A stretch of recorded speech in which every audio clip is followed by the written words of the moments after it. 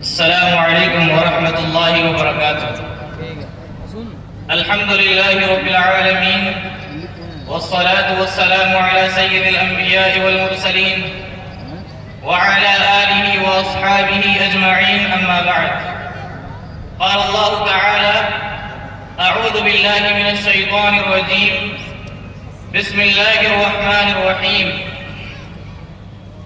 انما المؤمنون الذين اذا ذكر الله وجلت قلوبهم واذا تليت عليهم آياته زادتهم ايمانا وعلى ربهم يتوكلون۔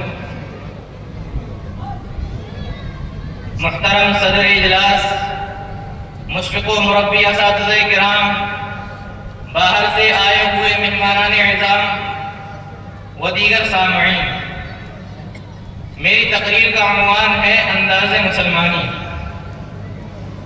محترم سامعین، آپ بخوبی اس بات سے واقف ہیں کہ دین اسلام تمام ادیان و مذاہب میں سب سے اچھا اور بہتر دین ہے۔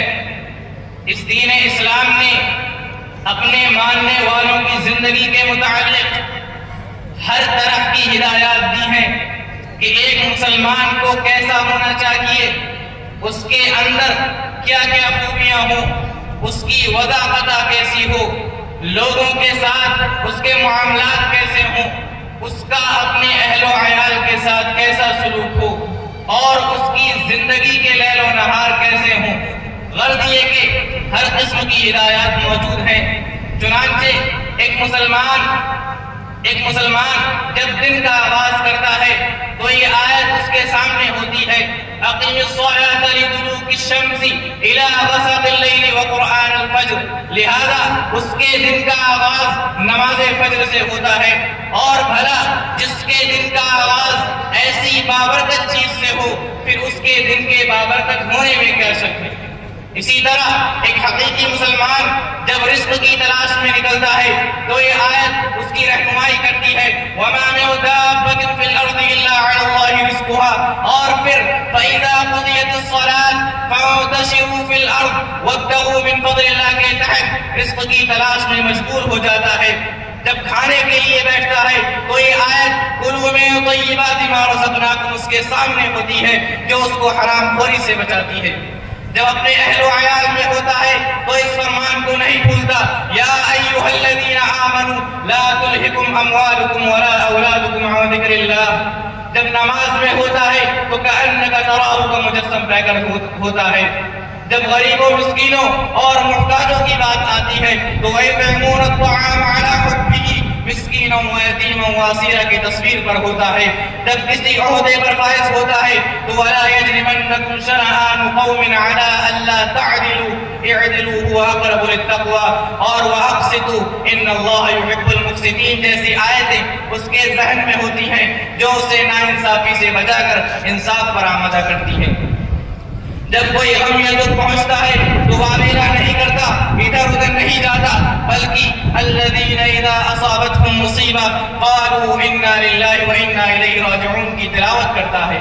پھر ان تمام کاموں کو انجام دینے کے بعد جب نرم و نازک بستر پر جاتا ہے تو اس کو نیند نہیں آتی، اس کی آنکھیں بند نہیں ہوتی، یہاں تک کہ وَلْتَنْظُرْ نَفْسٌ مَا قَدَّمَتْ لِغَدٍ کے تحت اپنے نفس کا محاسبہ نہیں کر لیتا۔ اور پھر اگر جواب تسلی بخش ہوتا ہے تو اللہ رب العالمین کا شکریہ ادا کرتا ہے، اور اگر جواب تسلی بخش نہیں ہوتا تو اللہ رب العالمین سے استغفار کرتا ہے۔ محترم سامعین، ان تمام چیزوں کو سامنے رکھتے ہوئے ہم اپنے آپ کو تولیں اور اپنا موازنہ کریں کہ ان تعلیمات کا کتنا فیصد ہمارے اندر پایا جاتا ہے، اور پھر سوچیں کہ ہم مسلمان کہلانے کے حقدار ہیں کہ نہیں۔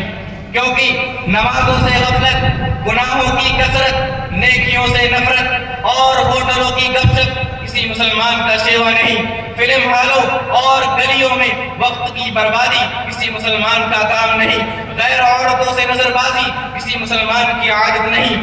دنیا کی رنگینیوں میں کھو جانا کسی مسلمان کی فطرت نہیں، بلکہ علامہ اقبال نے تو اسے کافر کا شیوا بتلایا ہے۔ چنانچہ فرماتے ہیں: کافر کی ہے یہ شان کے آفاق میں گم ہے، کافر کی ہے یہ شان کہ آفاق میں گم ہے، مومن کی ہے یہ شان کہ گم اس میں ہے آفاق۔ آخر میں اللہ تعالیٰ سے دعا ہے کہ اللہ تعالیٰ ہم سب کو مثالی مسلمان بننے کی توفیق عطا فرما، آمین۔ والسلام علیکم ورحمۃ اللہ وبرکاتہ۔ وعلیکم السلام ورحمۃ اللہ وبرکاتہ۔ انداز مسلمانی کے عنوان پر ہم تقریر سماعت کر رہے تھے عزیزم عفان عبدالوحید سے۔ ان کی تقریر سے خوش ہو کر مختلف حضرات نے انہیں الگ الگ طرح کے انعامات دیے ہیں، یہ آئیں اپنا انعامات لے جائیں۔ ان کی والدہ نے بھی ان کی تقریر سے خوش ہو کر انہیں 500 روپے کا انعام دیا۔